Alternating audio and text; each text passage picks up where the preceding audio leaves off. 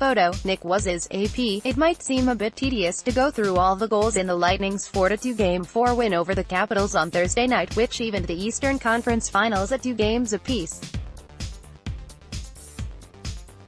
But bear with me, in the tensest game of the series so far, every scoring play, minus the empty netter with 2 seconds to go, was a thing of beauty worth your full attention. The first, less than 5 minutes into the game, arrived as an adrenaline shot to kick this game off with a bang.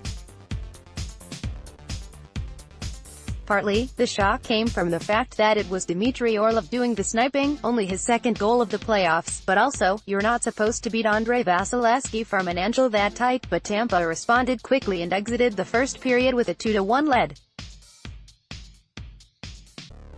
Braden Point got the first goal for the Bolts while the PA announcer was still celebrating the Orlov score.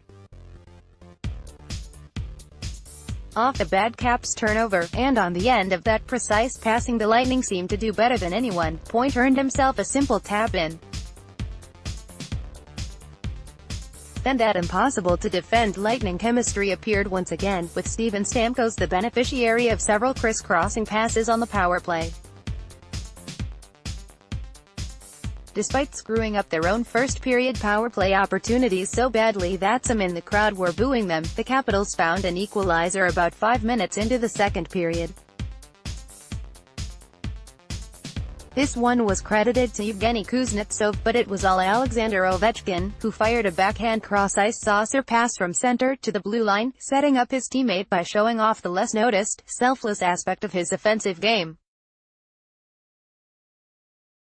The game winner, however, came from Alex Killorn with 8 minutes to go in the third. It's a bit more of a scrapper from first glance, as the Lightning forward scores from point-blank range. But check out the quick thinking by Killorn to switch to his backhand in almost no time as Holtby slides to attempt the save.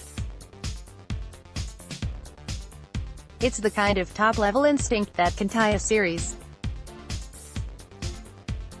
This is way easier to say as a neutral, and not, say, a Capitals fan ruining all her team's missed chances, but this is the kind of game I'd want to show somebody in one of my desperate attempts to get them to appreciate hockey. None of these goals came from fluky deflections or puck luck, they were simply the products of talented offensive players making the correct plays. It definitely still sucks for the Caps right now, because losing doesn't feel any better when you get slightly outplayed rather than slightly unlucky. But for the rest of us, both teams gave us exactly what we wanted to see.